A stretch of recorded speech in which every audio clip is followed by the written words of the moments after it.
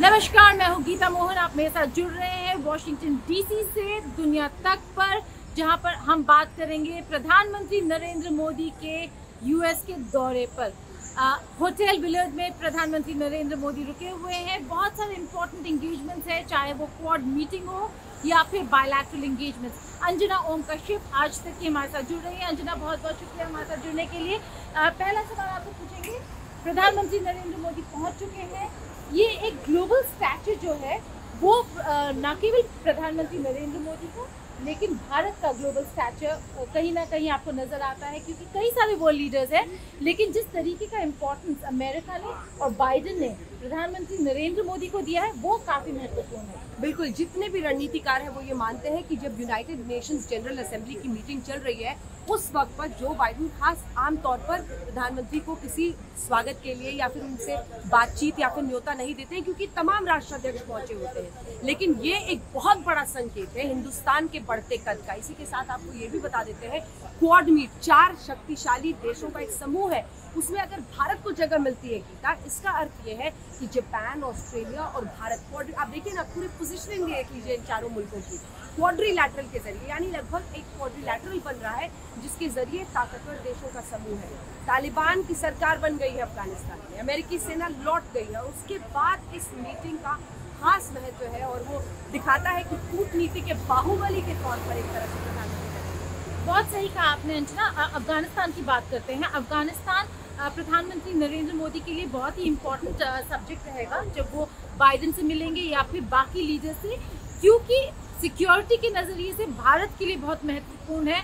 America Afghanistan से निकल चुका है और काफ़ी क्रिटिसिज्म हुआ है। यहाँ पर भी हम लोगों से जब बात करते हैं अंजना, काफ़ी लोग ये कहते हैं कि जिस तरीके से निकला है यूएस फोर्स, वैसे नहीं निकलना चाहिए था यूएस को। और कहीं ना कहीं सिक्योरिटी सिचुएशन जो है, तालिबान का वापस आना न केवल भारत के लिए, रीजनल और ग्लोबल सिक्योरिटी के लिए काफ़ी खतरनाक है। बिल्कुल, मुझे लगता है कि वो उस पर चर्चा लंबी हुई है, लेकिन वो एक पन्ना पुराना हो गया। अब नया पन्ना ये है कि Bharat, America, Japan, Australia Taliban की सरकार को लेकर क्या स्ट्रैटेजी बनाते हैं, क्योंकि वो बार बार ये चाह रहे हैं कि उनको एक्सेप्टेंस मिले, उनको रिकॉग्निशन मिले। लेकिन इंडिया या कोई भी मुल्क नहीं चाहता कि जिस सरकार में हक्कानी जैसे यूएन की ग्लोबल टेररिस्ट की लिस्ट में लोग शामिल हैं, उनको कैसे आप सम्मान दे सकते हैं, रिकॉग्निशन दे सकते हैं। लेकिन इसी के साथ कुछ मुझे लगता है दिलचस्प किस्से भी हमें दुनिया तक पे अपने दर्शकों को बताने चाहिए। गीता, आज बड़ा दिलचस्प किस्सा हुआ। हम लोग गए सिम लेने, क्योंकि सिम की ज़रूरत पड़ती है लाइव यूनिट्स में, और इतने सारे जो हम लोग वोजो से लाइव कर रहे हैं। और वहाँ पर एक अमेरिकन सिटीजन जो वहाँ पर सिम्स प्रोवाइड कर रहे थे, उनसे हम लोग, उन्होंने पूछा कि आप कहाँ से, तो हम लोग बताए हम कवरेज करने आए हैं। तो उन्होंने पूछा कि आप क्या प्राइम मिनिस्टर मोदी को कवर करेंगे? तो कहा हाँ। तो बोला ओ ही इज़ ऑल ओवर, मतलब उनकी हर तरफ चर्चा होती है, मोदी मोदी मोदी होता रहता है इसे। तो ऐसे तो आपको ट्रम्प विजिट से याद होगा। बिल्कुल बिल्कुल बिल्कुल, वेरी इंटरेस्टिंग, क्योंकि वो मोदी को न केवल जानते थे, वो ये भी जानते थे कि मोदी बहुत ही फेमस है, और ये मोदी की जो यहाँ पे कॉल्स होते हैं वो उसने भी सुन रखा है, इसलिए उसने वो उसका जिक्र किया। लेकिन उसके बाद जो उन्होंने बोला, मुझे पता है गीता नहीं बताएगी, मैं आपको बता देती हूँ डिप्लोमेटिकली जरा सा करेक्ट करके, क्योंकि उन्होंने राष्ट्रपति ट्रम्प से प्रधानमंत्री नरेंद्र मोदी की तुलना की और कहा बिल्कुल नहीं करनी चाहिए, क्योंकि प्रधानमंत्री Narendra Modi global world leader है और ट्रम्प नहीं है। ये सबसे दिलचस्प एक्सपीरियंस हम थोड़ा वो सरप्राइज हो गए थे कि अमेरिकन सिटीजन प्रधानमंत्री नरेंद्र मोदी की तारीफ कर रहा है और ट्रम्प को कंप्लीटली ट्रैश कर दिया था। लेकिन ये नज़रिया जो है यहाँ पर काफ़ी पोलराइज्ड है।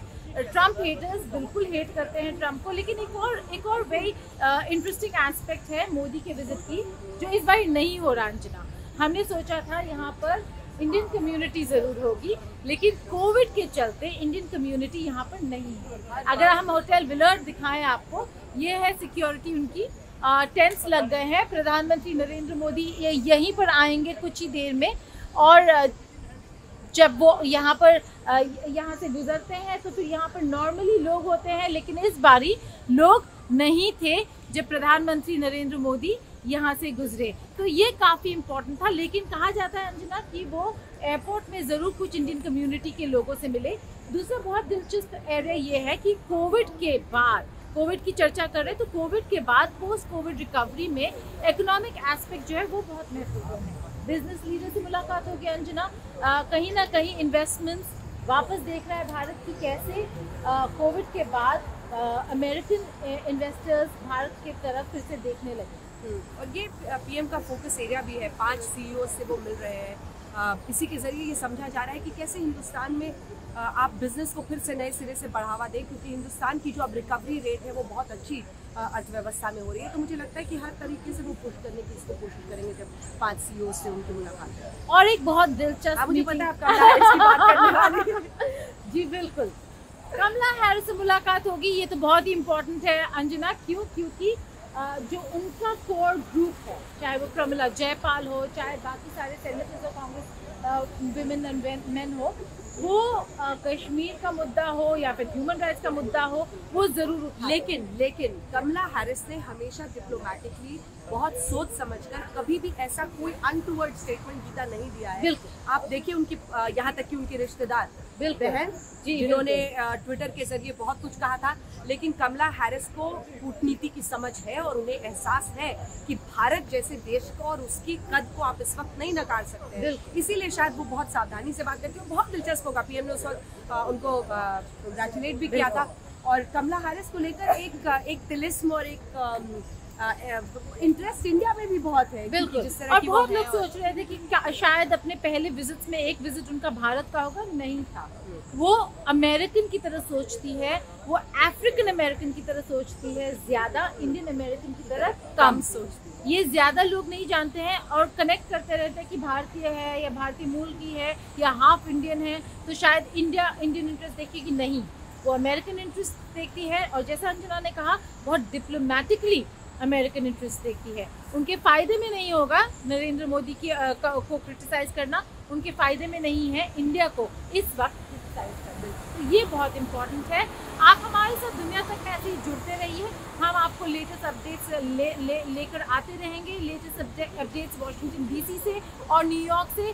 बता दें आपको कि जो वाशिंगटन में मीटिंग्स हो रहे हैं वो काफ़ी इम्पोर्टेंट है, लेकिन पाकिस्तान पर अटैक यूएन में ही होगा। जब प्रधानमंत्री नरेंद्र मोदी के स्पीच में पाकिस्तान का नाम तो नहीं लेंगे, लेकिन आतंकवाद के मुद्दे पर और रेडिकलाइजेशन जो एक नया मुद्दा बहुत इम्पोर्टेंट तरीके से प्रधानमंत्री नरेंद्र मोदी ने CSTO समिट पे रखा था, वो जरूर उभर कर सामने आएगा भारत की तरफ से। Afghanistan, Pakistan, counter terrorism, New York में investments, quad, counter China, Washington में। दुनिया तक के साथ जुड़ने के लिए बहुत बहुत शुक्रिया।